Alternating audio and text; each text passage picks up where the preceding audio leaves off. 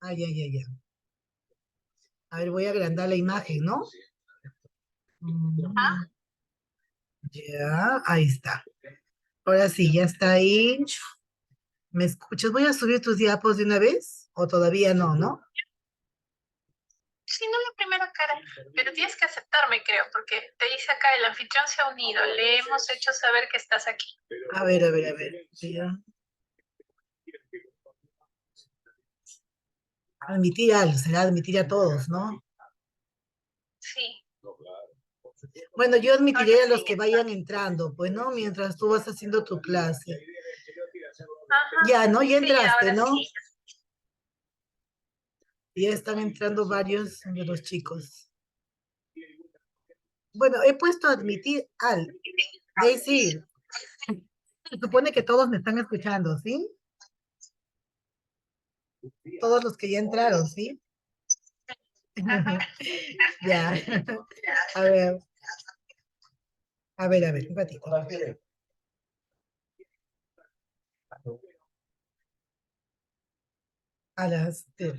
Voy a esperar hasta, a ver, unos 5 minutos y te presento, ¿ya?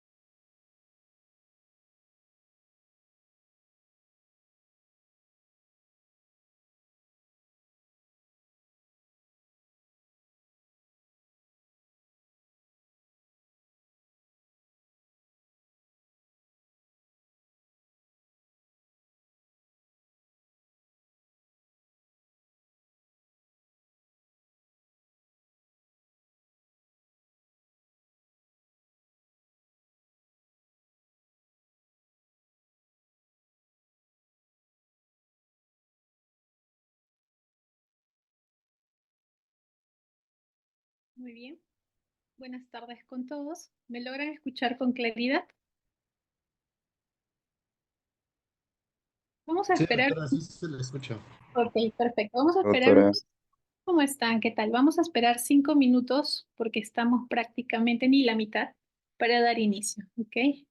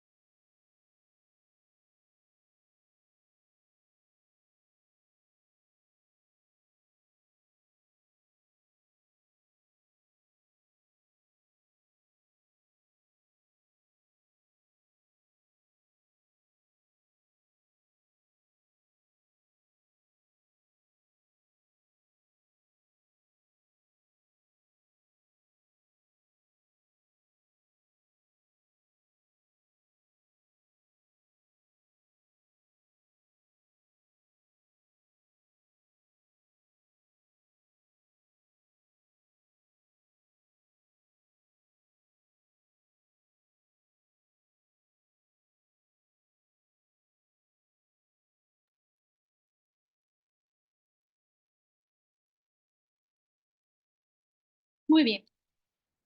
Vamos entonces a dar inicio a la clase del día de hoy. Recuerden que tienen otra clase luego, así que cada minuto cuenta. Primero vamos a aclarar algo. Pueden interrumpirme en cualquier momento si tienen alguna pregunta con respecto al tema también para poder ir avanzando y lógicamente sigamos la hilación del tema, ¿ok?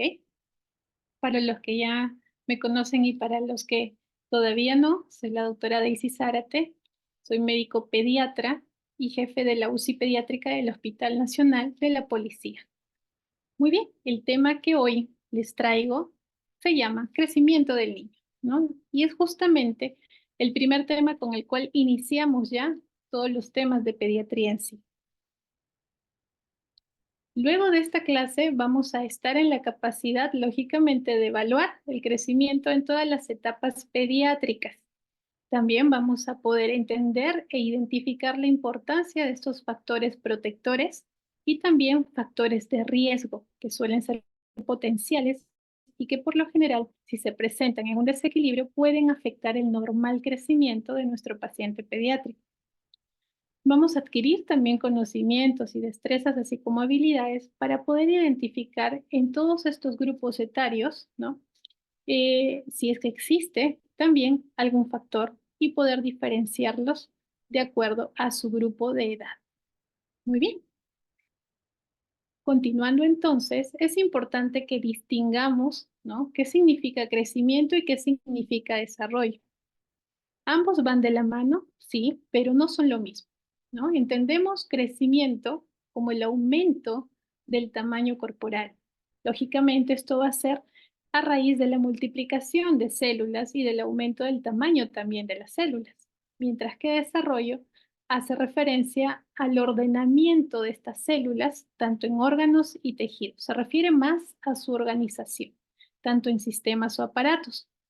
Es la adquisición gradual, tanto en especificidad como capacidad funcional. Para los que no entendieron todavía y se nos hizo un poco engorroso este concepto, pues en palabras más sencillas tenemos que el crecimiento simplemente es el aumento en volumen de la masa corporal. Viene a ser tanto un fenómeno cuantitativo, ¿no? Y va a ser debido justamente al aumento tanto del número y tamaño de las células, ¿no? Hay que tener en cuenta que en este aspecto se puede analizar en diferentes niveles, tanto macroscópico como histológico, celular y molecular, mientras que el desarrollo va a ser justamente el progreso de este grado de organización. Aquí hablamos más de un proceso cualitativo, ¿no? Más complejo, que lógicamente requiere de una maduración creciente funcional, ¿no? Por ello, miren los dos dibujitos que traigo ahí a continuación, ¿no? El crecimiento, lógicamente, vemos ahí a un niño, ¿no? Que va cambiando su masa corporal, va aumentando su masa corporal, mientras que en el siguiente gráfico vemos pues un niño cuyas habilidades van a ir aumentando y va madurando también, ¿no? Esa es la diferencia entre crecimiento y desarrollo, ¿no? Tenemos que el crecimiento viene a ser pues un proceso continuo y por ende la velocidad también de este proceso va a variar según las diversas edades y también las estructuras orgánicas que constituyen el cuerpo del pequeño, ¿no? Incluso se sabe que todos los órganos no alcanzan justamente su crecimiento en la misma etapa de los demás órganos. Por eso sabemos que el cerebro puede crecer hasta un 90% en los primeros 5 años, mientras que los pulmoncitos del paciente pediátrico requieren por lo menos de 8 años, ¿no? La altura final también se va a lograr, ¿no? Al concluir la adolescencia. Muy bien. Vamos a hablar también acerca de los factores que son tan importantes mencionar y que tienen mucho que ver con lo que es el adecuado o inadecuado crecimiento en el paciente pediátrico, ¿no? Epidemiológicamente hablando, tenemos que identificar estos factores, si son factores protectores o son factores de riesgo. Dentro de lo que es el crecimiento y desarrollo, vamos a tener en cuenta que hay también factores neuroendocrinos, hormonales, que van a tener como función justamente promover la síntesis de ciertas proteínas y van a interferir, para bien o para mal, en la multiplicación celular. Por eso todos estos factores tienen que estar en armonía, ¿no? También es importante mencionar el factor psicosocial y cultural, porque esto también va a determinar, lógicamente, que el individuo asuma ciertas actitudes, tanto en torno a él mismo como persona, y como en relación al grupo que lo rodea, ¿no? Tenemos también factores genéticos que van a determinar también el crecimiento, ¿no? Hay genes normales o incluso que van a permitir una adecuada interrelación, tanto neurológica como endocrina e incluso ambiental. Es así que si el paciente tiene o padece de algún trastorno genético, su crecimiento probablemente no sea el mismo al de un niño que no tiene esta alteración. Por otro lado, también tenemos que mencionar los factores biológicos, ¿no? Que influyen mucho en la interrelación de este paciente con su entorno, con los demás seres vivos, con los animales, vegetales, etcétera.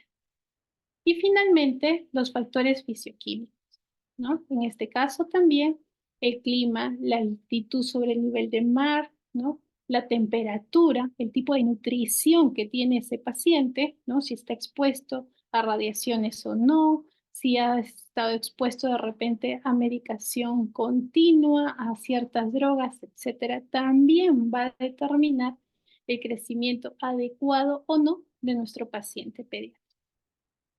Dicho esto, es importante entonces entender que hay factores que se asocian justamente a un buen, regular o mal crecimiento, ¿no?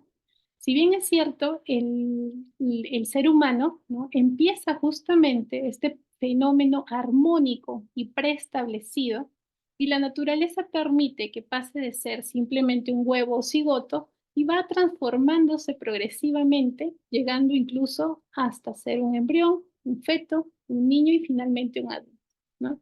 Es la secuencia que ya está destinada a seguir. Justamente de esto depende que tenga pues una genética y una herencia determinada. Ahora bien, como habíamos dicho, también existen factores protectores que se relacionan mucho con el desenvolvimiento y dependencia del niño. Los factores ambientales son muy importantes porque influyen de manera extraordinaria, ¿no? De manera positiva o negativa en el crecimiento también del paciente, ¿no? Y tiene que ver mucho también este factor ambiental, como vamos a ver a continuación, con el nivel también socioeconómico, cultural también de la familia y del entorno que va a rodear a este paciente pediátrico.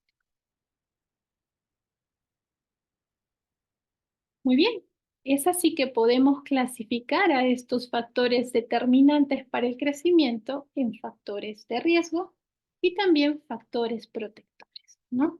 Como su nombre lo dice, factores de riesgo, claro, están poniendo en riesgo el desarrollo y crecimiento de mi paciente si es que esto se presenta.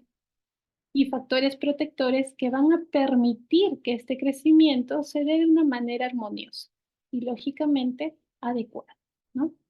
Dentro de los factores, Doctora, sí, disculpe, algunos alumnos quieren ingresar al Zoom, ¿lo podría aceptar, por favor? a ver, ¿no permite? No, tiene que aceptarlos usted. Ya, a ver, permíteme un ratito porque justo la sesión la inició la doctora Baza. Permíteme un momento. Vamos a ver.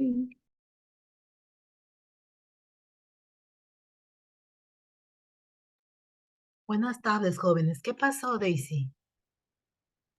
Me comentan que tienes que darle a aceptar a los que están recién ingresando. Yo como había puesto a aceptar a todos, pensé que ya Ajá, había, pero tienen que entrar jóvenes antes de que empiece la clase, no eso durante la quedamos clase, porque ahí interrumpen. Ya, ya los demasiado puse a tolerantes. aceptar. Listo, Ok, continúen, perdón. gracias. Muy bien, por eso la importancia de empezar a la hora y hemos dado cierta tolerancia también. A ver, ¿lograron ingresar?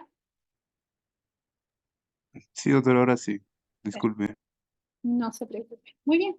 Entonces vamos a continuar. Como decíamos, es importante identificar estos factores, ¿no? Ahora, ustedes dirán, doctora, pero yo no voy a ser pediatra. Claro, tienes toda la razón. Quizá no todos opten por esta especialidad, pero de por sí el médico que sale de la universidad, el médico general, tiene que ser un médico que integra, lógicamente, todos estos conocimientos. Y ustedes van a ser probablemente médicos en un inicio de atención primaria, cuando realicen su serum, y es importantísimo identificar justamente estos factores. ¿Por qué? Porque estos pacientes pueden estar en riesgo. Y si nosotros no intervenimos, no se hace ninguna intervención oportuna, esto lógicamente va a dejar su secuela, ¿no? Entonces, es importante que conozcan y sepan identificar cuáles son estos factores. Vamos a conocerlos un poquito más. Cuando hablamos de factores protectores, lógicamente se nos viene a la mente, ¿no? Un niño que va creciendo armoniosamente, que tiene un entorno agradable, una familia que lo cuida, ¿no? Es por eso que dentro de los factores protectores tenemos que mencionar sin duda y a la cabeza la lactancia materna. Es importante promover la importancia de la lactancia materna, sobre todo, ¿no? Los primeros meses y primeros años de vida. Recuerden ustedes que por diferentes factores, quizá la mamá no pueda dar de lactar exclusivamente a su pequeño, entonces existen otras opciones, pero en la medida de lo posible, esta lactancia materna sí me va a ofrecer un factor protector para el crecimiento de este paciente. Ahora bien, no solamente es el único factor, también influye mucho el esquema completo de inmunización. Si bien es cierto, ya está estandarizado y el MINSA tiene un programa de vacunación, en realidad el esquema de vacunación que tenemos actualmente es uno de los más completos a nivel mundial. Tiene incluso la indicación por meses de cuáles son las vacunas que se deben colocar. Entonces, es importante también hacer el seguimiento oportuno, ¿no? Ver qué vacunas son las que están pendientes de colocar, por qué ha sido el motivo de ese retraso y, lógicamente, aprovechar la oportunidad, si es que la condición del paciente lo permite, para poder vacunar lo que quedó inconcluso. Las medidas de higiene también son muy importantes, sobre todo mientras el paciente es más pequeño. Ustedes saben que mientras más pequeño el paciente, su sistema inmune tampoco no es tan competente, es también inmaduro al igual que él. Y lógicamente lo hace una personita mucho más susceptible a cualquier tipo de infección. Por eso las medidas de higiene son elementales. También es importante y es un factor protector el hecho de prevenir y controlar lesiones y accidentes. Y aquí hay que poner un poquito más de énfasis en cuanto al maltrato y descuido de estos niños, ¿no? El maltrato infantil, el descuido por parte de los padres, ¿no? O de la persona que está a cargo del paciente, ¿no? El hecho de que el paciente no acuda a sus controles programados, que no tenga de repente las vacunas completas, en el cual se pueda ver de repente un descuido, ¿no? Desmedido por parte de esos padres o cuidadores, ya merita reportar, ¿no? Entonces, es una oportunidad, lógicamente, en la que el paciente está siendo expuesto de manera negativa, ¿no? Y esto va a repercutir en su crecimiento y desarrollo, ¿no? También es importante la prevención de enfermedades prevalentes, ¿no? Algunas zoonosis. Hoy por hoy la enfermedad que sí está lógicamente afectando a varias personas aquí en el país, ¿no? Es el dengue. Entonces, es importante también tener medidas de prevención, sobre todo para este grupo etario que es tan vulnerable, ¿no?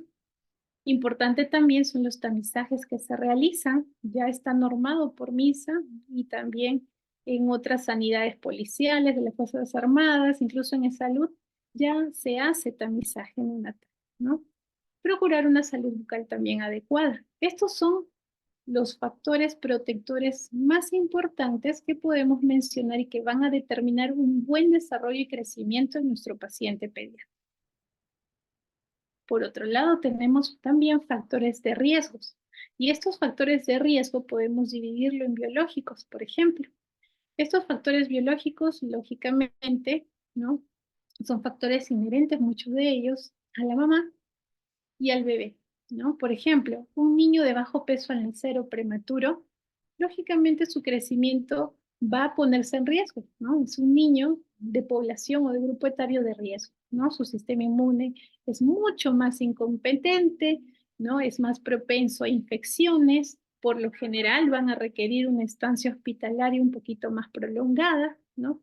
El hecho de que padezca o tenga comorbilidades asociadas, como por ejemplo cardiopatías congénitas, ¿no? O enfermedades probablemente metabólicas, ¿no? Síndromes genéticos. Estas condiciones, ¿no? Patológicas con las que ya él nace, por eso se les dice congénitas, ¿no? Pueden también poner en riesgo su crecimiento adecuado, ¿no? Entonces es importante también en el momento que hacemos el control de estos niños, ¿no? Identificar estos factores si es que existen y no han sido aún evaluados, ¿no? Pacientes con antecedentes de sufrimiento fetal. Lógicamente, esto va a llevar a un parto prematuro y el bebé va a nacer antes de tiempo, con un peso probablemente insuficiente, ¿no? Es importante también tener en cuenta los factores inherentes a la mamá, ¿no? Si ha sido una mamá en cuyo embarazo ha sido diagnosticado o cursado con preeclampsia, infecciones del tracto urinario, algún tipo de toxemia, lógicamente esto también va a repercutir en el crecimiento del bebé, ¿no? Incluso intraútero, ¿no? Pacientes con alteraciones del sistema nervioso central, también es importante tenerlo en cuenta, sobre todo porque es un factor de riesgo. Usualmente estas patologías del sistema nervioso central, como por ejemplo, ¿no? Alguna malformación congénita, llámese hidrocefalia, ¿no? Llámese microcefalia, alteraciones estructurales del sistema nervioso central que pueden hacer que el niño sea un paciente pues totalmente dependiente, un paciente lábil, un paciente que probablemente no tenga una motricidad adecuada, que tenga un retardo del desarrollo psicomotor, condiciones que lógicamente van a producir que su crecimiento no sea el adecuado, ¿no? Patologías endocrinológicas también, como el hipotiroidismo, no es importante también diagnosticarlas sobre todo a temprana edad. Justamente por ello es que el tamizaje neonatal incluye también, ¿no? La detección de esta patología.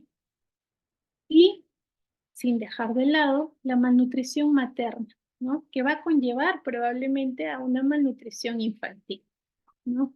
El hecho de que la madre alimente a su bebé con leche materna exclusiva, pero la mamá sea anémica, lógicamente también le va a dar una leche materna con escaso hierro, ¿no? Entonces influye mucho cómo esa madre que está dando de lactar está siendo alimentada.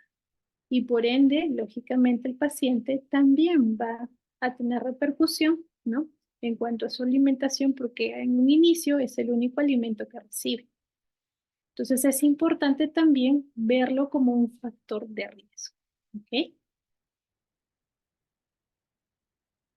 Muy bien, pero ahí no queda todo.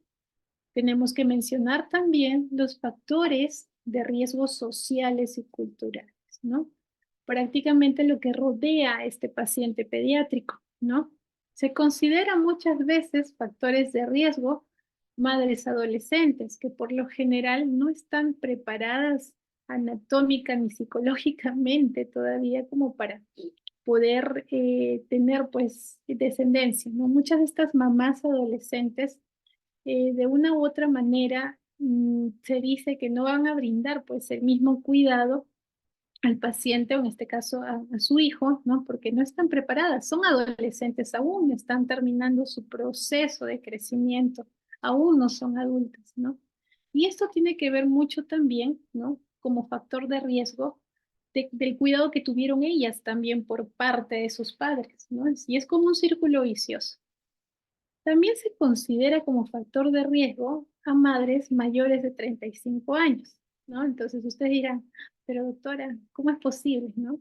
La mayoría de nosotros de repente posterga un poquito la maternidad, pero, ¿no? De manera responsable porque estamos programando ciertas cosas, ¿no? Entonces, el hecho de que digan que la madre mayor de 35 ya es un factor de riesgo se refiere porque en algunas condiciones puede también tener ciertas enfermedades o hacerla más propensa a trastornos o patologías propias de la gestación de una paciente ya añosa. Y esto puede repercutir justamente en el producto, en este caso en el feto, y lógicamente puede traer consecuencias, ¿no? A eso hace referencia. El grado de instrucción de la madre o de la cuidadora también es un factor de riesgo siempre y cuando el grado sea pues inferior, sea analfabeta, etcétera, porque es importante también tener en cuenta que hoy en día hay mucha información que se puede obtener, ¿no? De internet, ¿no? Y muchas de las personas incluso nos toca atender pacientes que ya vienen con información, muchas veces errónea, ¿no? Que obtienen de internet, ¿no? De ciertos blogs, de plataformas que de repente no son autorizadas y que bueno, que ellas lógicamente leen, ¿no? Entonces, es importante también tener en cuenta que el grado de instrucción de la madre, de la cuidadora y hasta del padre influye mucho, porque lógicamente va a ser una persona más preparada o va a tener de repente un conocimiento más amplio, ¿no? De lo que significa justamente el cuidado de su pequeño, ¿no? Las madres que trabajan fuera del hogar. Muchas de estas madres suelen dejar a sus hijos con otras personas. Prácticamente las encargan a una tercera persona. Y esto también influye porque el paciente, en este caso el niño, lógicamente pues puede estar expuesto a maltrato infantil también, ¿no?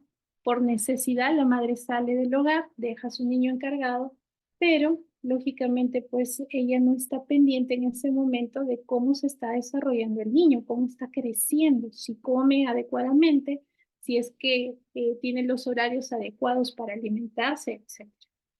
El estrés materno también es otro factor de riesgo, ¿no? La violencia infantil, la violencia familiar, a pesar de que ustedes digan, pero estos son factores que se pueden manejar, exacto, se pueden manejar, pero cuando están presentes, ¿no? Un entorno, por ejemplo, hostil, en el cual haya maltrato infantil, en el cual haya agresión, así el niño no sea directamente agredido, ya está siendo maltratado. Y esto influye también en su crecimiento, ¿no? Van a ver ustedes o van a tener la oportunidad de ver de repente pacientes en los cuales ustedes digan, pero ¿qué sucede aquí? ¿No? Este niño, ¿por qué no está creciendo? ¿No? Si viene todos los meses a su control, ¿no? Y por ahí, ahondando un poquito de repente en la situación familiar, la asistenta les comenta que es una madre, ¿no? La mamá es víctima de maltrato, ¿no? Físico en el hogar, ¿no? Un papá de repente abusivo, un papá abusador, y lógicamente todo esto se va a ver reflejado en el paciente, ¿no? El consumo de drogas, ¿no? Las situaciones de pobreza extrema, ausencia de servicios básicos y de salud, que hoy por hoy todavía se sigue viendo en algunas provincias, ¿no? Sobre todo fuera de Lima, ya que todo está centralizado. Entonces es importante también tener en cuenta que el mismo hecho de que el paciente no tenga acceso a servicios de salud tan básicas o les queden lejos del lugar donde se encuentra, también juega un rol importante y constituyen un factor de riesgo para su crecimiento adecuado. El hacinamiento, ¿no? El déficit de la ingesta calórica y proteica por de repente el poco poder adquisitivo, ¿no? O el hecho de que no tenga de repente para poder brindarle una alimentación adecuada a su pequeño, ¿no? La anemia también es importante mencionarlo como factor de riesgo. Es por eso que los programas actuales de control y desarrollo del niño incluyen y hacen mucho énfasis en el control de la hemoglobina, ¿no? Y evitan justamente anemia, ¿no? O sea, la idea es esa. El fin de este programa es justamente mejorar, dar tratamiento, incluso se da profilaxis también a los pequeños a partir de los 4 meses, no se les suplementa con hierro hasta los 3 años. Entonces, es importante la prevención también de la anemia, ¿no? Problemas de salud mental en la familia, ¿no? El tamaño y la estructura de la familia monoparental y disfuncional, ¿no? También es importante tener en cuenta, ¿no? Cómo está constituida esa familia, ¿no? Si es una familia disfuncional, ese niño probablemente vaya a tener dos hogares, dos casas, ¿no? Entonces, lógico, en una tiene ciertos hábitos y en la otra de repente diferentes, ¿no? Eso constituye también un factor estresante para el paciente pediátrico y lógicamente él no está preparado para ello, ¿no? Todo esto puede influir también de manera negativa en su crecimiento. Muy bien. Ustedes, ahora que ya empiezan la parte pediátrica, van a darse cuenta que el grupo etario del paciente pediátrico es bastante amplio, ¿no? Cuando hablamos de recién nacido era más sencillo porque el grupo etario era menor de 28 años y nada más. Pero ahora que vamos a ver diferentes pacientes, lógicamente vamos a tener en cuenta esta clasificación. El lactante menor o infante es aquel que tiene menos de 1 año. En algunas bibliografías van a encontrar incluso menos de 6 meses. Y el lactante mayor es a partir de esa edad hasta antes de cumplir los 2 añitos. El preescolar ya se considera de este grupo etario a los niños que tienen entre 2 a 4 años, escolares a partir de 5 a 9 años y adolescentes de 10 a 19 años, ¿no? ¿Por qué es importante que conozcan esta clasificación? ¿Por qué? Porque vamos a empezar a ver ya pacientes de diferentes edades y tenemos que darles, lógicamente, su correcta denominación. Muy bien. Cuando hablamos de crecimiento, ustedes dirán, pero doctora, ¿cómo voy a evaluar este crecimiento? ¿Qué es básicamente lo que tengo que hacer en este tipo de evaluaciones? Es muy sencillo. Lo que vamos a tener en cuenta son que existen medidas antropométricas que se utilizan y que me van a permitir evaluar justamente cómo va creciendo ese paciente. Una de ellas es el peso. Por eso es importante que todo paciente pediátrico tenga su peso actual.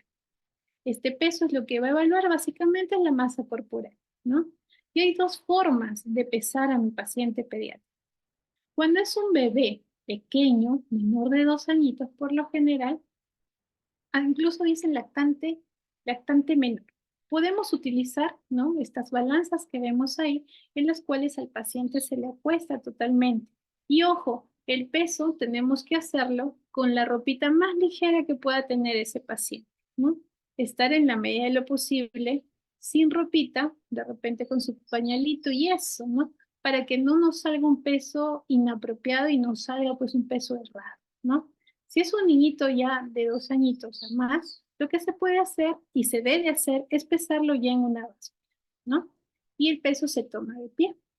Entonces, es importante tener en cuenta que si utilizamos esta balanza en el paciente lactante, tiene que estar sobre una superficie totalmente plana, ¿ok? Tiene que ser un equipo totalmente calibrado, que no me vaya a dar un falso resultado, un falso peso, ¿no? Entonces, esta medida, estas balanzas de lactantes, por lo general se recomiendan que sean de 16 kilos a menos, ¿ok? Recuerden que como se está colocando al paciente, ¿no?, hay que supervisar que no se esté moviendo, porque puede caerse también. Acuérdense que el lactantito pequeño todavía no sabe guardar un equilibrio adecuado y puede lastimarse, ¿no? Entonces, miren las dos formas de evaluación de peso que existen. Pero ahí no queda todo. También, cuando nosotros hacemos la evaluación, es importante también tomar datos anteriores para ir viendo cómo ha sido su desarrollo, o mejor dicho, su crecimiento, su ganancia de peso en estos últimos meses, ¿no? Y existen algunas fórmulas que nos van a simplificar un poquito el hecho de la evaluación, ¿no? Claro que sí es importante utilizar siempre estas tablitas de peso y talla, estos percentiles o desviaciones estándar, que ya lo van a ver probablemente en las clases de evaluación nutricional, ¿no? Y estas curvitas especiales me van a permitir hacer un seguimiento adecuado del crecimiento y desarrollo. A grandes rasgos podemos decir que el peso de nacimiento en un niño que llega a término va a ir entre 2,5 kilos hasta 3,750 kilos. Conforme va creciendo, lógicamente el peso va a variar. Ya no va a ganar peso tan rápido como en su primer año, ¿no? Claro que lo sigue ganando, pero de una manera más pausada. Por eso existen algunas fórmulas para un cálculo rápido del peso. Por ejemplo, si tu paciente tiene entre 3 meses a 12 meses, podemos sumarle 9 a la edad en meses y dividirlo entre 2 para tener más o menos un valor aceptable o decir, sí, este es el peso que debería tener mi paciente, ¿no? Por ejemplo, si está entre 2 a 6 años, pues multiplicamos por 2 la edad que tiene ese niño más 8,5. Si tiene 7 a 15 años, entonces la edad por 3 más 3. Vamos a poner un ejemplo. Supongamos que quiero saber cuánto es el peso, ¿no?, más o menos aceptable en un niño de 8 años. 8 por 3 más 3, ¿no? 24 más 3, 27. Entonces diré, 27 kilos es lo que debería estar pesando un niño de 8 años, ¿ok? Pero ojo, estos cálculos son formulitas rápidas para hacer justamente este tipo de apreciación. Esto, lógicamente, no va a excluir el uso de nuestras tablas de percentiles o de desviaciones estándar para lo que son los índices antropométricos, ¿ok? Muy bien. Se sabe también que un niño va a duplicar su peso de nacimiento más o menos a los 4 o 5 meses de edad. Lo llega incluso a triplicar al año de nacimiento. ¿Qué quiere decir? Que si nació con, vamos a suponer, 3,5 kilos, ya para el año lo va a triplicar, va a pasar de los 10 kilos probablemente, ¿no? Y va a cuadriplicar su peso de nacimiento recién a los 2 años, ¿no? A los 8 años se dice que ya tiene la mitad aproximada del peso de adulto. Ahora bien, también cuando evaluamos al paciente en cuanto a crecimiento, también es importante determinar su longitud y su talla, ¿no? Y esta medida va a expresar básicamente cuál ha sido, cómo está siendo su crecimiento lineal en el momento que lo evalúo, ¿no? Y de una manera indirecta también me va a permitir evaluar el crecimiento del tejido óseo, ¿no? Y miren, hay dos formas de poder justamente evaluar esta medida. Cuando hablamos de pacientes lactantes menores de 2 añitos, al paciente se le echa el decúbito supino y utilizamos el famoso infantómetro, que lógicamente no lo vamos a poner de pie, lo vamos a echar. Y vamos a colocarlo en la posición más recta que podamos, ¿no? Y vamos a medirlo con este aparato. Miren cómo en este caso le están tomando la longitud a nuestro niño y vamos a determinar cuál es. Miren, en la parte de los piecitos se coloca una tablita que nos va a marcar justamente dónde termina esta longitud, ¿no? Y la cabecita choca justamente en la parte superior. Pero si es un niño de más de 2 añitos, ¿no? Ya vamos a hablar justamente de altura, ¿no? De talla. En este caso, al paciente lo vamos a colocar de pie y es importante que esté derecho, que esté rectito, ¿no? Vamos a apoyar la parte más prominente de su cabecita hacia la parte del mismo tallímetro, ¿no? Y vamos a procurar que esté sin zapatitos, ¿ok? Sin calzado que pueda, pues, de repente dar algunos centímetros de más a esa altura, ¿no? Se recomienda que el paciente esté derecho, erguidito, ¿no? Y con la cabecita recta. Miren ahí, ¿no? Los taloncitos deben estar juntos y las puntitas de los pies ligeramente abiertas, ¿no? El paciente debe estar bien derechito. Entonces, lógicamente, esta medida ya se va a llamar talla, ¿no? Aparte que el paciente ya a partir de esta edad ya se puede parar por sí mismo, ya nos obedece un poquito más, entonces va a ser más sencillo tomar la medida en este tipo de paciente, ¿no? Muy bien. Y aquí viene algo importante, siempre que acuden a controles, ¿no? Los papás sobre todo, quieren saber si su hijo va a ser grande, va a ser pequeño, ¿no? Te preguntan, doctor, ¿y hasta cuándo va a crecer? ¿No? Es así que hablamos de la talla diana o talla esperada, ¿no? ¿Y cómo calculamos esta talla esperada? Pues es muy sencillo. Cuando hablamos de la talla esperada en una niña, necesitamos solamente un par de datos. La talla de papá y de mamá en centímetros. Ambas las vamos a sumar, las dividiremos entre 2 y restaremos 6,5 centímetros. Vamos a poner un ejemplo. Lucía es una niña, ¿no? Que mide según, bueno, vamos a calcular su talla de. Según nos cuenta, el papá mide 1,82 m, la mamá 1,60 m, ¿no? Vamos a hacer la sumatoria en centímetros de estas dos tallas, ¿no? Y dividiremos entre 2. A ello le vamos a restar, porque es mujercita, 6,5. ¿Cuál va a ser mi interpretación? Pues le diré a esa mamita, señora, la talla esperada de Lucía es de 164,5 centímetros más menos 5 centímetros. ¿Qué quiere decir? Que ella puede, si las condiciones son favorables, tiene más factores protectores que factores de riesgo, esta niñita puede potenciar su crecimiento y llegar incluso a 5 centímetros más que esta talla diana, ¿no? Sin embargo, si todo es desfavorable, tiene más factores de riesgo que factores protectores, esta talla puede verse venida menos en 5 centímetros. ¿Ok? Y en el caso de los varoncitos, pues hacemos el mismo cálculo. La única diferencia es que vamos a sumar 6,5 centímetros, ¿no? Por ejemplo, el hermanito, vamos a calcular la talla Diana o la talla esperada de Mateo, ¿no? Ambos ya tenemos las tallas de papá y mamá, vamos a sumar en centímetros esas tallas y dividiremos entre 2. Pero en este caso, como Mateo lógicamente es varón, vamos a sumarle 6.5. ¿Cuál es la interpretación? Mateo medirá 1,77 m o 177.5 centímetros más menos 5. Lo mismo, tiene todas las condiciones favorables que permitan un crecimiento adecuado y puede llegar incluso a medir 5 centímetros más. Por el contrario, si sus condiciones son desfavorables o hay muchos factores de riesgo, no se identifican a tiempo, puede tener, ¿no?, 5 centímetros menos. ¿Ok? Entonces ya la mamá te entiende y dice, ah, ya, doctor, está bien, ¿no? Entonces es importante el cálculo sobre todo de la talla diana o esperada cuando hacemos la evaluación de la talla o la evaluación nutricional del paciente pediátrico. ¿Ok? Pero ahí no queda todo. También hay otra medida que nosotros utilizamos mucho en la evaluación de los pacientes, sobre todo en los primeros 2 a 3 años de vida. Es el perímetro cefálico, ¿no?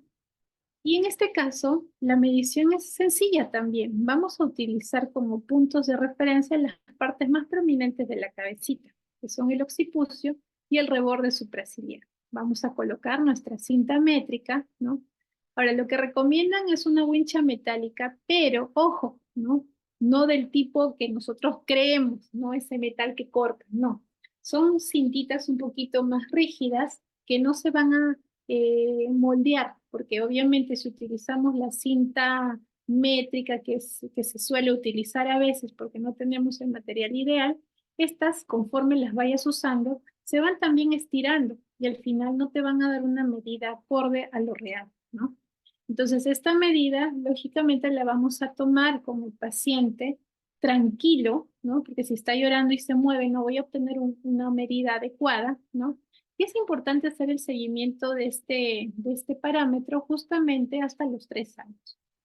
Lógicamente, eso también se va a graficar en una tablita, ¿no? Que es para evaluar si está acorde con la edad del paciente, ¿no?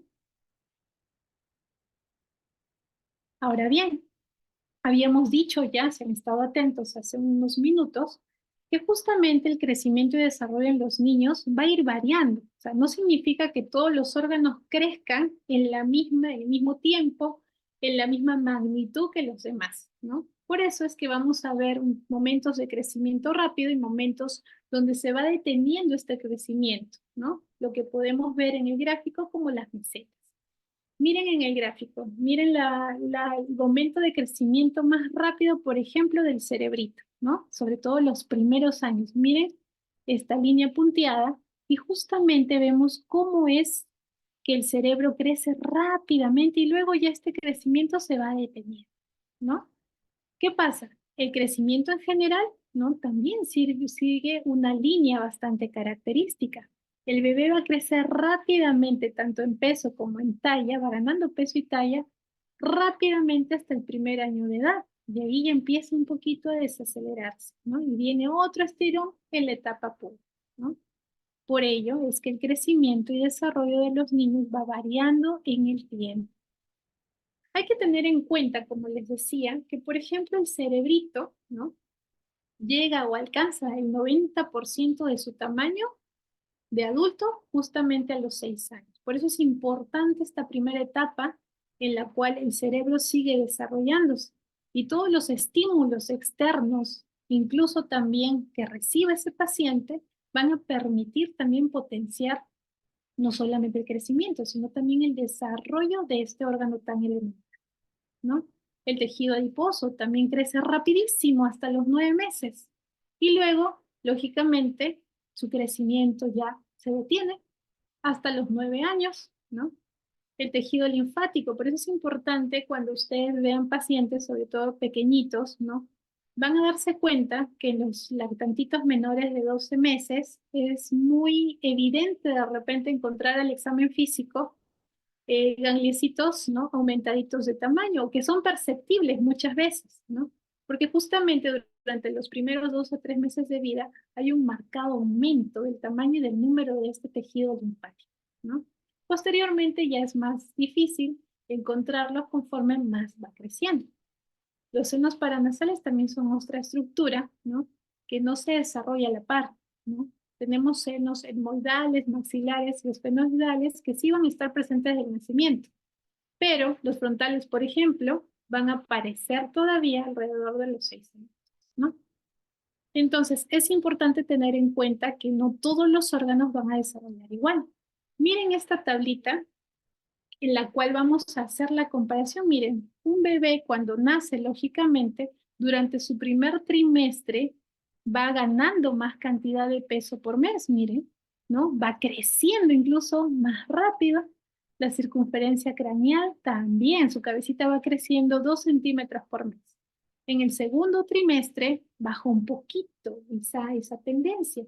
Vamos a ver que sí, efectivamente va ganando peso, pero ya no es tanto como su primer trimestre. Y la cabecita también va creciendo 1 centímetro por mes. En el tercer trimestre de su vida, ya va ganando por mes medio kilito aproximadamente. Su tallita va incrementando de 2, 1 centímetro, por ejemplo, y la cabecita ya crece menos rápido, 0,5 centímetros por mes. Y en el cuarto trimestre de vida, el peso, lógicamente, ya no aumenta, ¿no? Tan aceleradamente como lo hacía antes, sino empieza a ganar 300 a 350 gramos por mes. Y el incremento de su talla va a ser 1 centímetro por mes aproximadamente, ¿no? Por ello es importante monitorizar cómo va creciendo tu paciente, cómo va creciendo este niño, ¿no? Y este conjunto de actividades que se van a desarrollar, lógicamente aplica para cada niño, no podemos generalizar. Cada niño tiene su propia curva de crecimiento y desarrollo, cada niño logra, lógicamente, un tipo de desarrollo y crecimiento basado en lo que le rodea, ¿no? Los factores inherentes a él y factores también externos, ¿no? Ahora, es importante tener en cuenta que este monitoreo se hace periódicamente y es secuencial también, ¿no? ¿Por qué secuencial? Porque cada control debe ser lógicamente corroborado con el control anterior. Tenemos que darle una chequeadita justamente a su control anterior para ver, ¿no? Cómo ha ido, si ha avanzado correctamente, si está igual o está mal, ¿no? También decimos que es integral, porque va a abordar varios aspectos del paciente, ¿no? No solamente, lógicamente, pues el desarrollo psicoafectivo, sino también la parte nutricional, la parte de la salud de ese paciente, ¿no? Debe ser periódico porque hay un cronograma establecido para los controles de este paciente y sobre todo tiene que ser oportuno. Esa es la clave. ¿Por qué? Porque si esa paciente se pierde, no viene a sus controles, probablemente acuda cuando ya no podemos hacer mucho por él, ¿ok? Miren, este es un cuadrito, ¿no? Que nos indica la periodicidad de los controles. Cuando es un bebé recién nacido incluso, es importante tener en cuenta que la evaluación es mucho más periódica, a las 48 horas del alta, a la semana, a los 14 días de su alta y a los 21 días de vida, ¿no? Son por lo menos hay 4 controles. Claro que si es un paciente de riesgo se le citará, ¿no? De repente con menos intervalo de tiempo. Cuando hablamos de un niño que deja ya de ser neonato, pasa a ser lactante hasta los 11 meses, ya se le va citando mensualmente a su control. Ya no semanal, sino mensual. De 1 año hasta antes de los 2 añitos, ya se le va citando cada 2 meses. De 2 años, ¿no? En adelante hasta antes de cumplir su tercer añito, entonces se le va citando cada 3 meses, ¿no? Lo mismo que cuando llega a tener 3 añitos, 11 meses. Lógicamente es importante la evaluación en sus primeros 5 años de vida, sobre todo porque podemos intervenir, podemos cambiar esos factores, podemos identificar situaciones que son de riesgo y lógicamente ofrecerle, ¿no?, al paciente una mejor chance para que siga su crecimiento y desarrollo adecuadamente, ¿no? Estos 5 años son elementales. Ojo, no quiere decir que ya de ahí nunca más va a venir a control, no. Va a hacerlo, sí, pero con un poquito más de repente de espacio, ¿no? Controles más espaciados. Ya no será cada 3 meses, será pues cada 6, cada año, ¿no? Sobre todo en esta etapa es importante hacer un buen seguimiento de nuestros pacientes. Es por eso que el MINSA, ¿no? Tiene una norma técnica de salud llamada pues para el control de crecimiento y desarrollo de la niña y el niño menor de 5 años, ¿no? Es el famoso programa CRET, crecimiento y desarrollo, que se da incluso en atención primaria, ¿no? En el hospital también tenemos nuestro programa de CRET, crecimiento y desarrollo, ¿no? Por lo general, estos pacientitos ya tienen desde que nacen una cartilla, se les entrega una cartilla donde se les va colocando cuáles son las vacunas que le tocan, lógicamente también las fechas en las que se les tiene que colocar, ¿no? Se les va también graficando el avance de sus pesos y sus tallas, así como el perímetro cefálico, ¿no? En cada control se realiza esta gráfica, ¿no? Y esto permite, porque de por sí es una intervención de salud muy importante, porque me va a dejar o me va a permitir vigilar este adecuado crecimiento, ¿no? Obviamente va a permitir también hacer un acompañamiento a la familia, ¿no? Darme cuenta rápidamente y oportunamente si es que hay factores de riesgo o alteraciones, patologías, enfermedades que de repente no han sido captadas o no han sido evidenciadas en los primeros controles. Pero dar la casualidad que ahora que es sintomático ya me puedo dar cuenta de qué se trata y poder darle un diagnóstico, un tratamiento, ¿no? Es importante que este niño acuda a esos controles, ¿no? Por eso es que a veces el programa ya identifica a los pacientes y ahora existe una red un poquito más sofisticada que puede identificar quiénes son los pacientes que les faltan y que no han acudido a las vacunas, ¿no? Y esto permite también disminuir riesgos, deficiencias, ¿no? Y le da chance de incrementar sus oportunidades. Lógicamente todo en función de un buen desarrollo y crecimiento de nuestro paciente. Y es importante también tener en cuenta que el crecimiento lo podemos clasificar en adecuado o inadecuado, ¿no? Ahora ustedes dirán, doctora, pero ¿cómo me doy cuenta que está creciendo adecuadamente, ¿no? Por eso nos sirve mucho este programa, porque este programa nos va a permitir hacer una evaluación continua de su crecimiento y lógicamente también de su desarrollo, ¿no? Cuando el niño crece adecuadamente es porque este niño o niña, ¿no? Se evidencia que ha habido una ganancia de peso o aumentado también su longitud o talla. Para ello nosotros vamos a comparar, lógicamente, su gráfica con la tabla de desviaciones estándar o percentiles, ¿no? Y si vemos que la tendencia de esta curva es paralela a la curva patrón que nos ofrece la tabla, decimos que está adecuada. Pero por el contrario, vamos a poner un ejemplo. Miren, estas son las tablas de la OMS. Vamos a suponer que la curva, sí, efectivamente, miren, la línea negra es justamente las gráficas durante todos los meses que estos pacientes han estado acudiendo a su control. Y vemos que la tendencia, tanto en su peso como en la talla de esta niña y en el peso de este niño, son paralelas a la curva que nos indica la gráfica, ¿no? Incluso, miren, está un poquito por encima de esta línea media, ¿no? Esa línea media es como que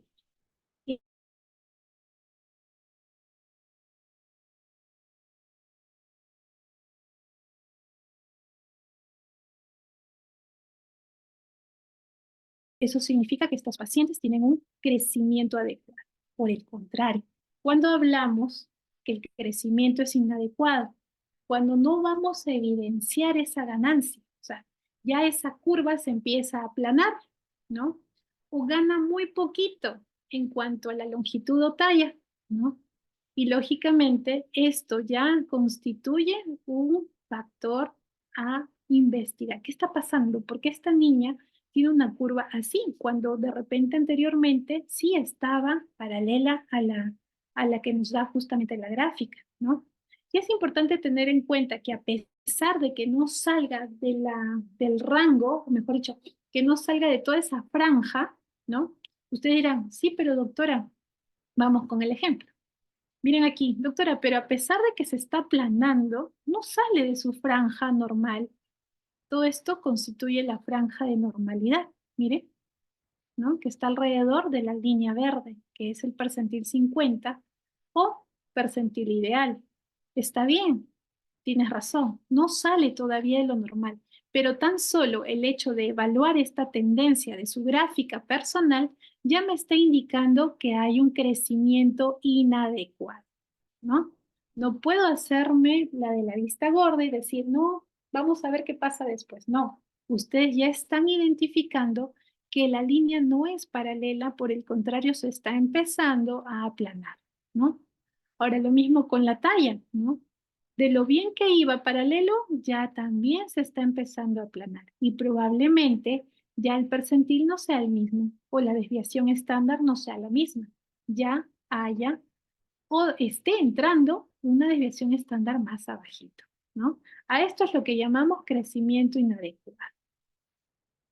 Ahora bien, ¿cómo interpretamos esas velocidades y tendencias de las curvas, ¿no? Ya habíamos dicho que el crecimiento adecuado es cuando la señal, o mejor dicho, la línea justamente en las medidas del paciente, ¿no? Están paralelas a las que la gráfica te plantea, ¿no? Ahí que nos toca hacer como personal de salud, como médicos que atendemos a estos niños, pues felicitar a los papás, promover justamente esta buena conducta de los papás, ¿no? Felicitarlos, incentivarlos a que sigan cumpliendo los controles de este niño, ¿no? Y que lógicamente darles una cita y que acudan a esa cita, ¿no?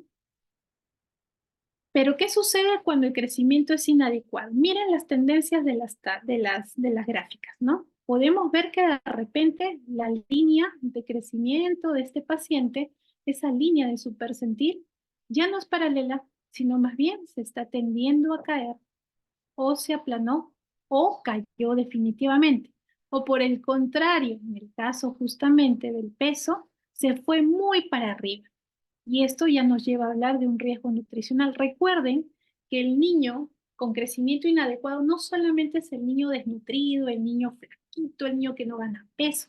También el exceso de peso es una forma de mal crecimiento, ¿no? Entonces, si yo encuentro estas tendencias, y sobre todo esta última, en cuanto al peso, yo ya tengo que identificar cuáles son los factores de riesgo que están condicionando todo esto e intervenir. Lógicamente, tendré que evaluar al paciente. Por eso es importante que la evaluación de niño sano también lo haga el médico, porque tenemos de repente un criterio un poquito más amplio y vamos a poder dar diagnósticos que el personal de enfermería quizá no pueda o no esté capacitado, ¿no?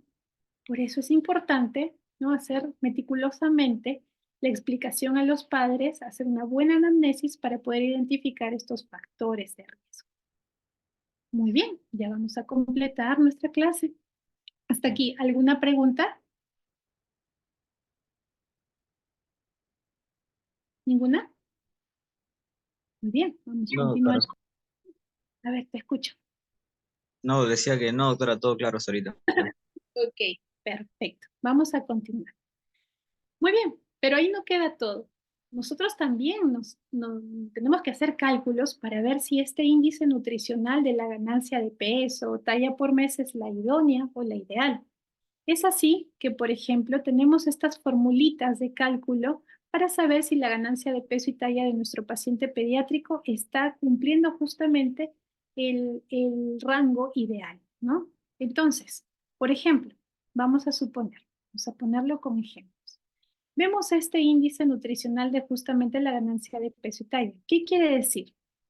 Que un paciente en condiciones normales, por decirlo así, ¿no? Va a ir creciendo, incrementando en cuanto a su talla desde que nace hasta que su evaluación obviamente se da, ¿no? Por ejemplo, si este paciente, vamos a suponer que tiene 11 meses, se encuentra en esta franja, este grupo etario, de 7 a 12 meses. Este paciente debería haber crecido hasta el momento y en este rango de edad 1 centímetro por cada mes. Si esto se llega a cumplir, significará que está dentro del índice esperado, que sí está creciendo adecuadamente. Por ejemplo, si vamos a evaluar este índice para la talla, perdón, para el peso, ¿no? Este paciente debería estar ganando por lo menos 700 a 800 gramos por mes. Pero ¿cómo hago ese cálculo? Pues sencillo, con esta formulita, ¿no? Por ejemplo, si quiero evaluar cómo está yendo el peso, sencillo, voy a restar el peso actual en que le encuentro en el control que le estoy haciendo hoy, restaré con el peso anterior de su control anterior, lógicamente, y eso lo dividiré entre el tiempo transcurrido, o sea, la fecha de hoy, ¿no?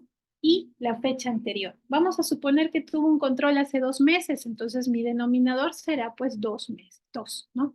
Ahora, si voy a evaluar la talla, también voy a poner la talla actual que le estoy encontrando a mi paciente y la restaré con la talla anterior, ¿no? Y el denominador será también ese intervalo de tiempo, ¿no? Que ha transcurrido entre su control anterior y el actual, ¿no? Y lo reportaré, por ejemplo, en centímetros por mes. Vamos con ejemplos para que me entiendan. Me tocó evaluar un paciente de 3 añitos, ¿no? Cuyo peso actual es de 15 kilos. Y su peso anterior, porque este chiquitín no ha venido a sus controles seguidos, ha venido hace 12 meses, o sea, el año pasado, pesaba 13 kilos. Entonces, yo digo, quiero saber si su crecimiento ha sido el adecuado en cuanto a peso. Vamos a ver. Pues simple, lo que voy a hacer es restar simplemente el peso actual entre el peso del control anterior, ¿no? 15 menos 13, 2. Y como denominador colocaré justamente en años en este caso, ¿no? El tiempo transcurrido entre un control y otro. Básicamente 3, aquí está mal, aquí es 3 menos 2. 3 porque justamente hoy día en el control que le estoy haciendo tiene 3 añitos y su control ha sido cuando él tenía 2 años. Entonces 3 menos 2, 1. ¿Qué quiere decir? Que este niñito ha ganado 2 kilogramos por año, según lo que yo estoy pudiendo extrapolar. Porque acuérdense que no ha venido a sus controles como le indiqué. Simplemente se desapareció y apareció después de un año. Vamos a ver si este índice es el adecuado. Vamos a ver. ¿Qué dice mi tabla? Este niño tiene 3 añitos. Entonces, me dice que tiene que ganar de peso aproximadamente de 2 a 3 kilos y medio por año. ¿Y cuánto ha ganado este pequeño en este último año? 2 kilitos. O sea, quiere decir que está aceptable. Y miren, su línea, su trazado todavía sigue siendo paralelo al de la línea ideal o del percentil 50. Digo, efectivamente, ¿no? Tiene el peso esperado, ¿nos ha ido ganando peso? Sí, está correcto. Ahora bien, vamos a ver, por ejemplo, ¿no? En esta tablita de evaluación, la ganancia que ha tenido esta pequeñita, una niña de 2 años, que mide en su control de hoy 82 centímetros y también se desapareció. Resulta que es la hermanita. Entonces la mamá aprovechó en traerlos a los...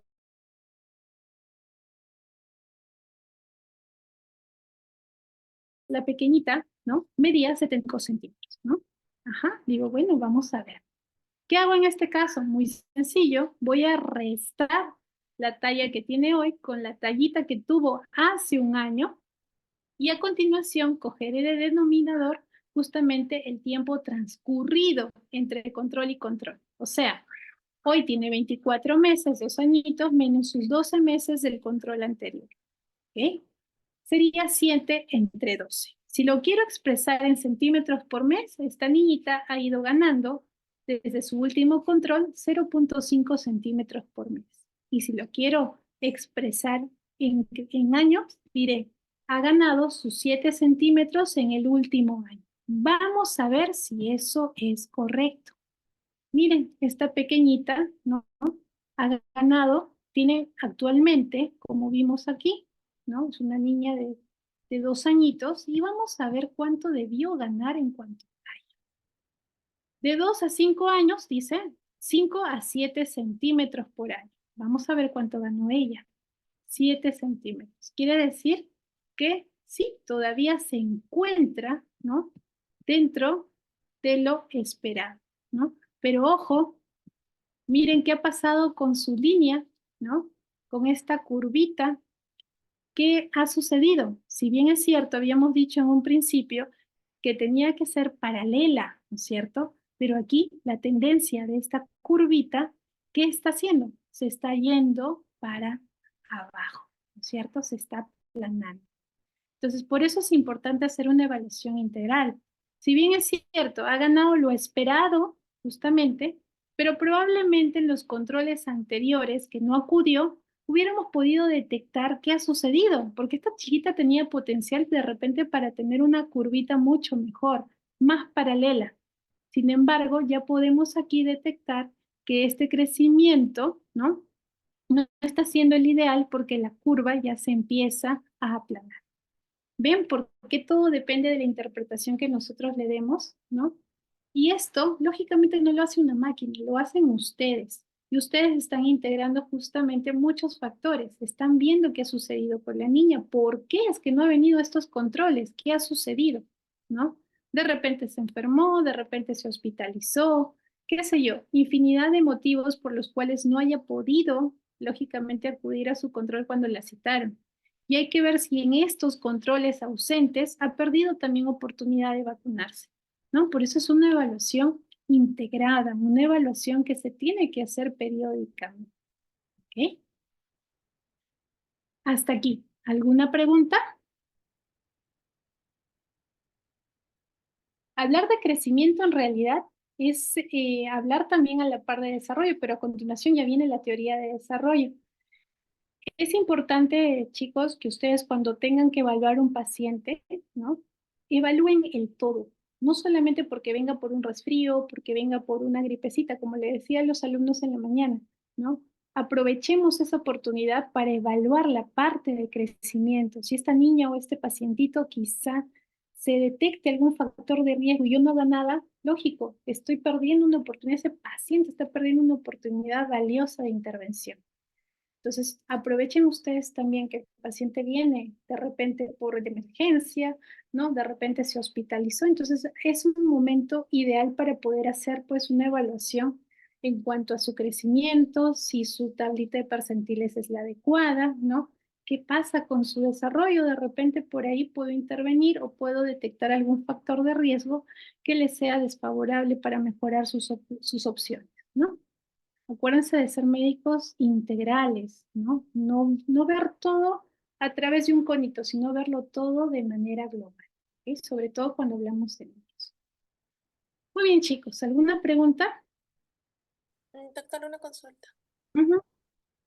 Sí, te Doctora, escucho. por ejemplo, ¿nosotros consideraríamos un percentil 3 como la imagen o un percentil 5?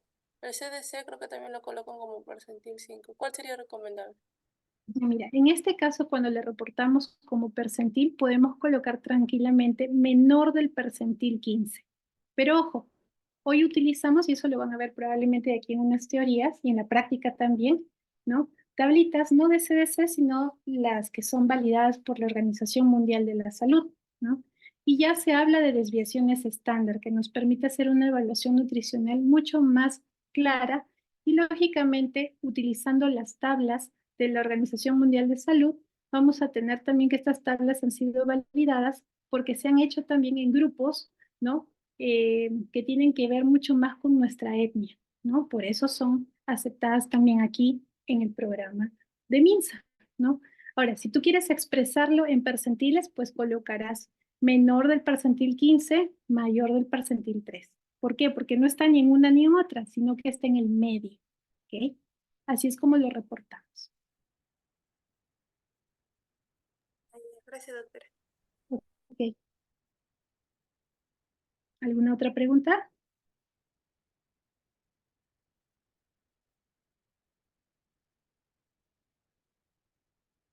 ¿Ninguna? Muy bien. Entonces, por favor, la delegada podría hacer una captura de pantalla para la asistencia, por favor. Hay 83 participantes.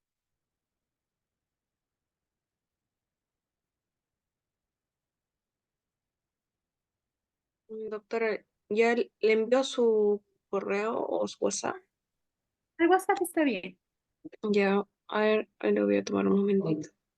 Ujú.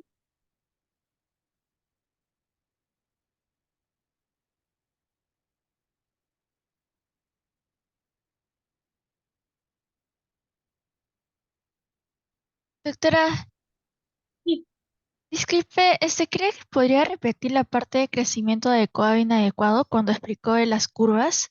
Es que en una parte claro. se entrecortó. ¿Sí sería Sí, posible? Vamos a repetir. Muy bien, es más fácil entenderlo justamente con gráficas, ¿no? Porque la parte teórica lógicamente nos puede confundir un poquito. Entonces, miren ustedes, cuando nosotros tenemos, por ejemplo, un paciente en el cual nosotros identifiquemos un aplanamiento, una de repente disminución. Vamos a ver estos grafiquitos primero para entender lo que la doctora nos está preguntando. Miren, nosotros tenemos lógicamente en la tabla de la gráfica, tenemos una línea ya pautada, pero cada niño maneja su curva. Entonces, ¿qué sucede? Si nosotros hablamos de crecimiento inadecuado, vamos a darnos cuenta que esa línea del paciente, ¿no? Que es la unión de todos sus pesos o tallas que han sido graficadas durante todos sus controles, tiende a no ser paralela y más bien tiende a caer un poquito más. Y en esta ocasión se puede hasta aplanar o se va a invertir, se va a ir hacia abajo, ¿no? Si hablamos de peso, también el hecho de que esta curva se vaya muy por encima o se dispare hacia arriba también es un crecimiento inadecuado, porque ya estaríamos hablando de un peso por encima de las desviaciones estándar ideales, ¿no? Entonces, todo patrón que salga lógicamente o no conlleve justamente o no esté paralela a la que nos da la tabla, ya se considera inadecuado, ¿no? Vamos a verlo en el ejemplo. Por ello les coloqué este ejemplito, ¿no? Miren aquí. Tenemos, por ejemplo, un paciente que viene, ¿no? A control y en el cual yo estoy evidenciando que la línea de su, en este caso, peso, no está más bien paralela, por el contrario, se está empezando a aplanar. Miren, a pesar de que no se salga de toda la franja de normalidad, ¿no? Este paciente ya tiene un crecimiento inadecuado. Yo estoy detectando justamente que la línea se está empezando a aplanar. ¿Qué ha sucedido? Probablemente no haya venido a sus controles, quizá haya estado enfermo, de repente tuvo alguna infección que se prolongó un poquito en el tiempo. Tengo que identificar qué está generando este aplanamiento de la línea, ¿no? Lo mismo en el otro ejemplo. En cuanto a su crecimiento, vamos a ver, yo estoy evaluando la talla del paciente. Y efectivamente, estoy viendo en este caso algo más evidente, ¿no? Si bien es cierto, ya está entrando al percentil 15, ¿no es cierto? Cuando este niño tenía sus otros controles por encima del percentil 50, ¿no? Ya esta línea no es paralela, al contrario, ya se está empezando a caer, ¿no? El hecho de que yo detecte justamente estas anormalidades en las curvas de cada paciente me permiten intervenir a tiempo. Ojo, así todavía no salga de la franja de normalidad. Ahora yo puedo decir, pero doctora, aquí todavía se mantiene por encima del percentil 15. Yo sé que ese percentil todavía se considera aceptable, claro, pero mira cómo se está comportando la curva. Esa curva ya empezó a caer, ¿no? Entonces, hay algo que lo ha condicionado y tienes que investigar el por qué. Así le vas a dar chance de que otra vez vuelva a levantarse esa curva y lógicamente vuelva a ser paralela a la línea ideal. ¿Ok? ¿Se entendió? Sí, doctora, ahora sí, muchas gracias. Sí, doctora, muchas gracias. Muy bien, entonces vamos a culminar ya la clase. Les agradezco por su atención y que tengan muy buenas tardes.